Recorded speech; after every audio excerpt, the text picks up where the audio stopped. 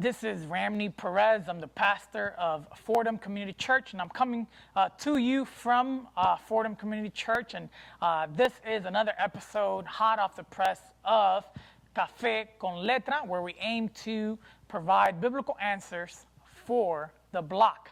And today we're wanting to discuss a topic that is one that is important, and I think vitally important in our day. Why do so many marriages and relationships break down?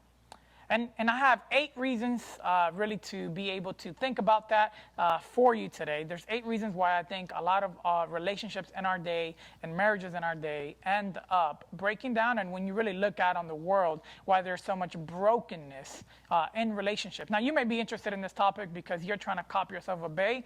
You may be interested in this topic because you're married in a relationship that's pursuing marriage. Or you may be interested because simply you're going to be around other people who are in relationships.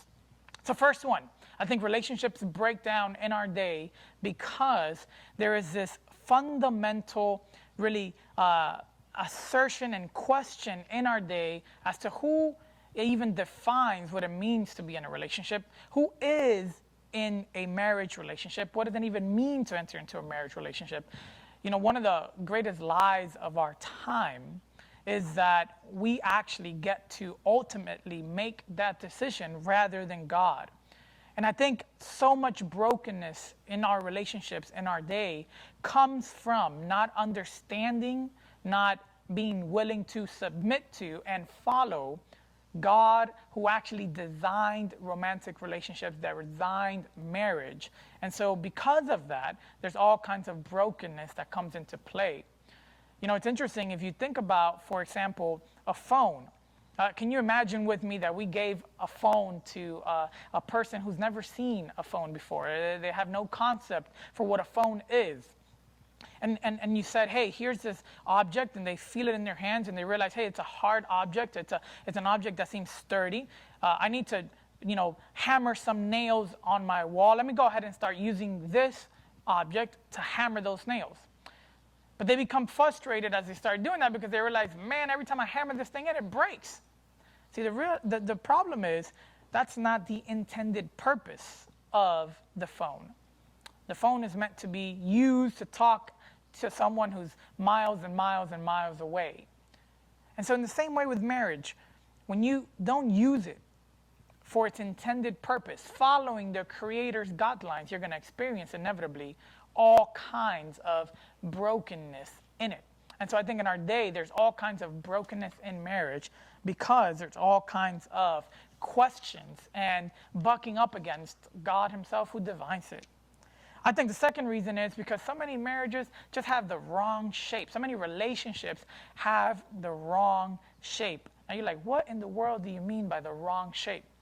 I think the reason is, what I mean by that is, there's this question that's related to, who has the authority to define what marriage is and who can enter into marriage. And it's this basic question. Well, I'm in a relationship, in a marriage. What does it mean then? How should I act in that relationship? What is my role once I'm in that relationship? And in our day, people are increasingly confused with who they are. And so they're increasingly confused with how they should act in the context of a romantic and biblical relationship. The Bible teaches us that men and women are to play distinct and yet complementary roles that are beautiful and good before God in the context of marriage. But that's been so broken down, so lost in our culture that I think we're experiencing a lot of the results of that. I think thirdly, why do so many romantic relationships break down? Why do so many marriages break down? Because of unchecked, rampant selfishness. There is in our culture an emphasis on really the way I know I am in a good relationship is if they complete me, if that person is my soulmate. Are they my best half? The other half of me that I've been looking for. I was not complete until I entered into that kind of relationship. And the problem is when you primarily view your marriage, your romantic relationship about how the other person can complete you, can fulfill you, it's really all about you. And so that kind of selfishness, that kind of self-centeredness inevitably leads to a fracturing of our relationships because we're not in a position that's really seeking to give and to serve the other person. And really, what's important about this is that the Bible teaches us that the world is not about us. So when we think that we are the center of the world, the most important individual in our universe, really, we're living a lie. God is. And so when you enter into a relationship, you should be asking things like, man, how can I honor God by serving my husband or serving my wife? How can I honor God by loving them and encouraging them and building them up? That should be the primary sort of angle that you should approach building a healthy, long-lasting, fulfilling, romantic, and marriage relationship. I think third, a lot of people get together, and instead of being a blessing to one another, they end up being the kind of influence on one another that corrupts one another. Man, as a pastor, I see this all the time, where two people get together, they really are passionate about the relationship, and they're really passionate about one another, and before you know it, they're dragging each other into all kinds of unhealthy, bad, destructive practices. I jump on Instagram or on Facebook. I've jumped off Twitter.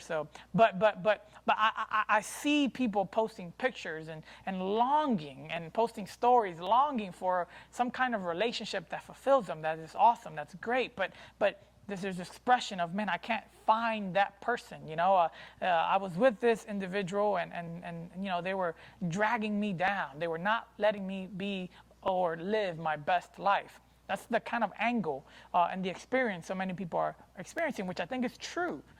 If you're in a relationship and you are corrupting one another rather than encouraging and building up one another, of course you're going to experience all kinds of multiplied brokenness as a result.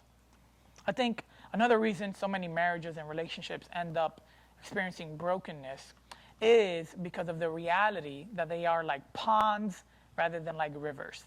Now, this is what I mean by that.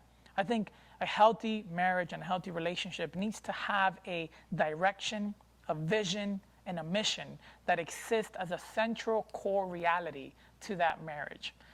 And I think the Bible calls every marriage that is thriving and biblical and joyful and good to have a vision and a mission to paint a bigger, more important picture with their relationship, really that tells the world all around them about the beauties of God's love in Jesus Christ, where he came to pursue his bride, the church, even sacrificing his own life for them.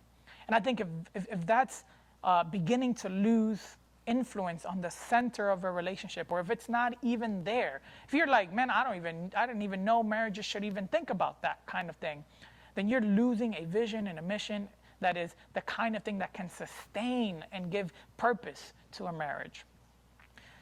Ponds, still water, over time gets dirty and decays. But rivers, they can stay fresh. You can drink them. Why? Because the water is consistently moving. And I think marriages that have a vision and a mission together, where both each person, individual in the relationship is pursuing that, then I think you have the kind of context that allows a relationship to thrive and to be blessed. I think another reason why a lot of relationships experience brokenness is because there's no active displays of love for one another. You can say, I love you all you want. The question is, are people actively being willing to put in the work and walk the walk? Are there actual sacrifices being made so that you would display with your actions that you love this person the way you say you are? And I think there's so much selfishness and there's so much unwillingness to love people all the way with their baggage and hardships. When you come into a marriage relationship or into a romantic relationship, not a single human being comes all put together with everything perfect. We come with baggages, we come with scars, we come with all kinds of brokenness. And yet when you enter into that relationship, the question you're going to have to ask yourself is, will I bear with that in this individual? Will I love them like Christ has loved me and been patient with me and bore all of my weaknesses, insecurities? And so there is no love that is gospel-centered, Christ-like, displayed so often in many relationships. And over time, that just destroys the very foundation of a healthy, good relationship. I think two other reasons is so many relationships are really just half-committed relationships. This is what I mean by that. You have people entering into a marriage or entering into some kind of relationship, romantic relationship, and from the very beginning, they're already half committed. And the Bible paints a picture of one of the purposes of marriage is that it would be a one flesh union, that these two individuals would so intertwine their lives together that to the watching world, effectively, they function as one person. But what you see so often is people having secret bank accounts and people saying, well, you can't tell your husband or wife everything. You got to keep some secret for yourself. And so from the very beginning, there's already a half commitment made. And so, of course, it's setting up the relationship to experience a fracturing because trust is not there already and unity is not there already. And so brokenness eventually and inevitably will come into that relationship. Finally, I think so many people experience brokenness, and in our world, there's so much brokenness in marriage and in our romantic relationships because we are asking too much of them. And this is what I mean. We live in a time where fundamentally what it means to enter into a fulfilling relationship for most of the world is to say, or at least here in America, for most of the culture, is to say, man, I need that person that completes me, who's my soulmate. But really, you're asking too much of another person when you say you need them to be the people who complete you. Really, you have been created solely so that God would complete you. You have been created for God. We have been created to worship God, to glorify God, to enjoy and feast on our Creator.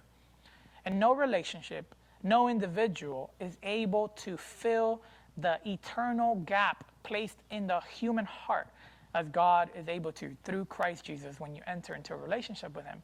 And so when you ask so much of a relationship, what it does is it inevitably will fail you because it can't carry that weight. And it doesn't also position you to be in the right position, in the right frame of mind to say this person is a gift, but only a gift, not an infinite, eternal good thing that fulfills all that I need. And I am meant to steward this gift, and I am also meant to serve this person to the glory of God. Well, if you want to hear more about marriage and relationships, this is actually an excerpt and a portion of some thoughts and a sermon that was preached this past Sunday at Fordham Community Church, and we have it available on our YouTube and Facebook if you wanted to go ahead and catch the entirety of it. This coming Sunday, we're continuing actually that same series, but just wanted to share some of those thoughts since I believe it is a very important topic in our day. Thank you for tuning in to this episode of Café con Letras. Please comment below and go ahead and subscribe.